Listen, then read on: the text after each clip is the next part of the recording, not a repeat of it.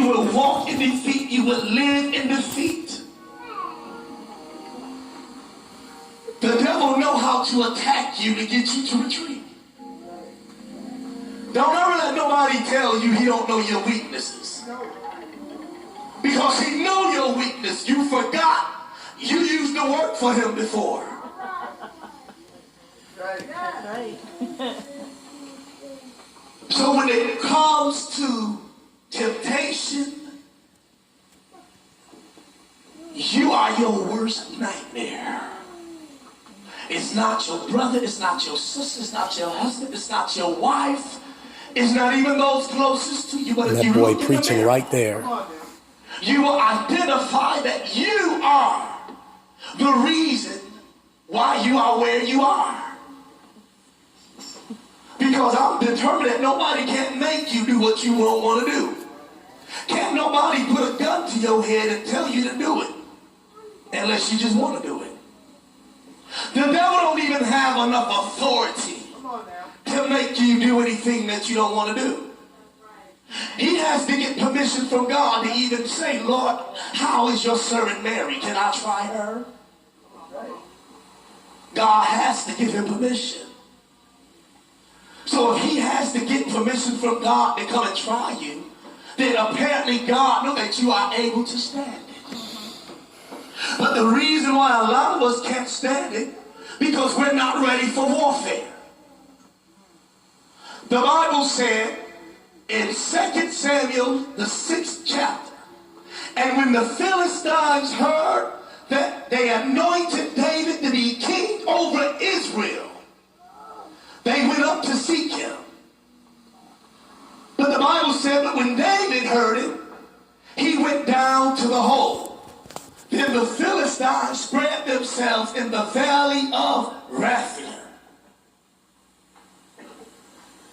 And David inquired of God and said, Lord, if I go down to the Philistines, will you deliver them into my hand? And God said, he said, will you deliver them into my hand? And God said unto David, he said, go down. He said, for I will no doubt deliver them into your hand. He said, without beyond a shadow of a doubt, we're not even second guessing. God, I will no doubt deliver them into your hands. See, one thing I like about this text when it comes to spiritual warfare is that the Bible specifically said that when the Philistines heard that they anointed David to be king over Israel, that they came to seek him. But when David heard about it, the Bible said he went down to seek them. So let me give you a topic this morning. I want to give you a thought.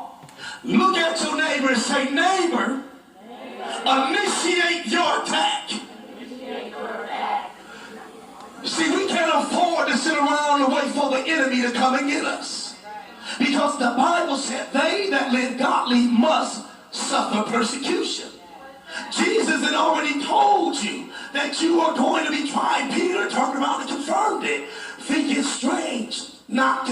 it not strange concerning the fiery trial that come to try you, as though some strange things happen to you. So you already know that one day, some way, you are going to be attacked. But the thing is, when most of us are attacked, we're not equipped. We're not ready for the battle. Most of us, we've been in a defensive position so long that we are afraid to fight the enemy. Since when you gonna call yourself a child of the king and afraid to initiate an attack? God don't birth whips.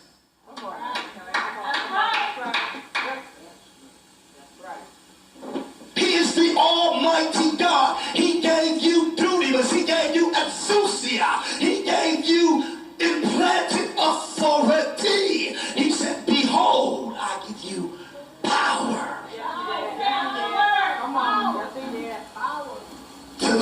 12 serpents and over all the scorpions and over all the powers of the enemy, and nothing shall by any means hurt you. So if he gave me dutiness, if he gave me exousia,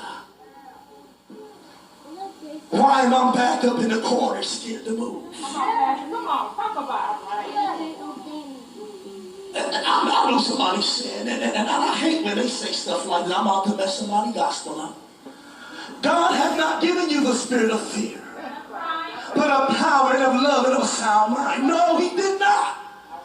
But when I met him, there was just some things that I was already afraid of. No, he did not give it to me. It's something that I already had when I was birthed into the kingdom. Now that I'm birthed in the kingdom, I have to make up my mind whether to be an offensive warrior or a defensive warrior. This is where faith has to kick in. Because when you understand what the Word of God says about you, he said, for the weapons of our warfare are not carnal, but mighty to God, to the pulling down of strongholds, casting down imaginations and every high thing that exalted itself against the knowledge of God, and bringing into captivity every thought of obedience into your obedience is fulfilled, and having a readiness. The Greek word for carnal is sarkikos. It's sarkikos, which means pertaining to the flesh.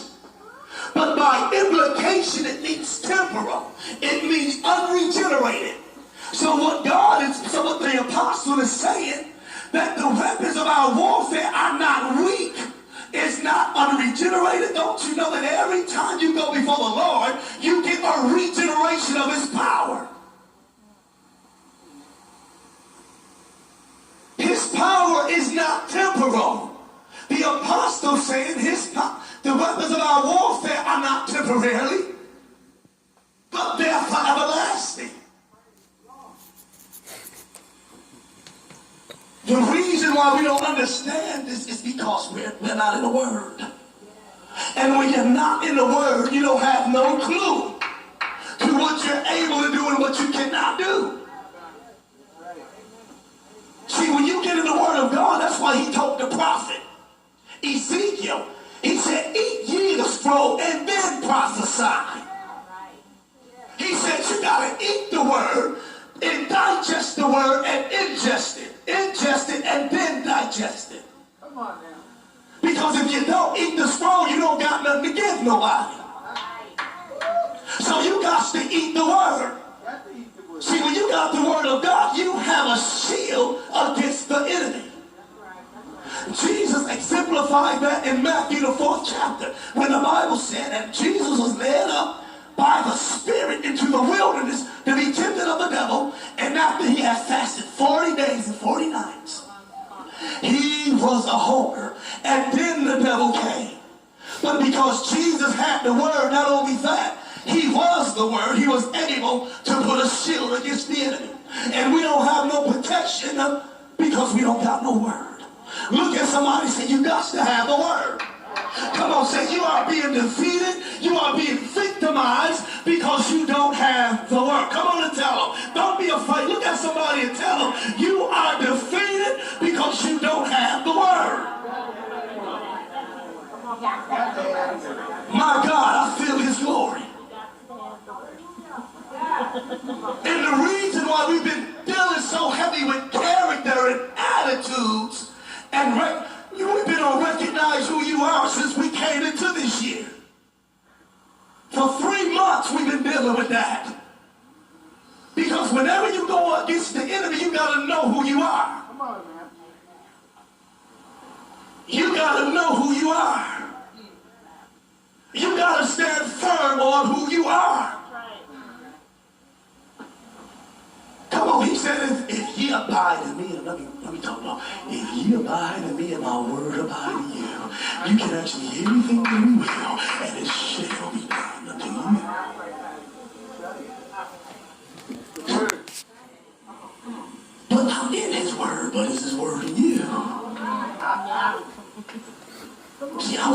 word. I read the word. But the word wasn't in me. See, he said, if you abide in my word, to abide means to stand firm, to maintain, to be sustained, to be sharp. To abide means that I'm not turning to the left or the right. If you abide in me, and my word abides in you. Abide. Let's stay with abide for a minute. With the word abide. The word abiding in me and my word abiding in you. Meaning there's a covenant there. There's a connection. That as long as you abide in my word and my word abide that's in heavy. you, then Pastor you can Moore. ask me.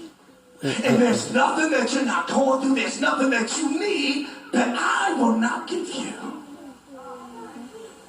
It deals with, it's the same as binding and loosing. See, when his word is abiding in you and you abide in his word, you have power to bind and loose. You try to rebuke things and bind things in his name, but you're not living in his name. It only works if you abide. Elder Shaw. It only works binding and loosing. It only abides if you abide.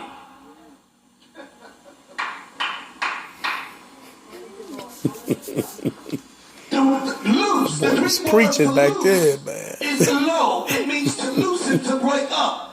Meaning to loosen or untie what is bound. The Greek word for bind is dehu, which means to unloose something that is bound up. Come on and But preach. matter of fact, it means to bind, as to tie up, like when they tie up animals. Now check this revelation out. Binding and loosing. The binding and loosing. We're talking about spiritual warfare. Don't go nowhere else. Check out binding and loosing. The original meaning of the terms. Lu and Nehu means the same thing. But there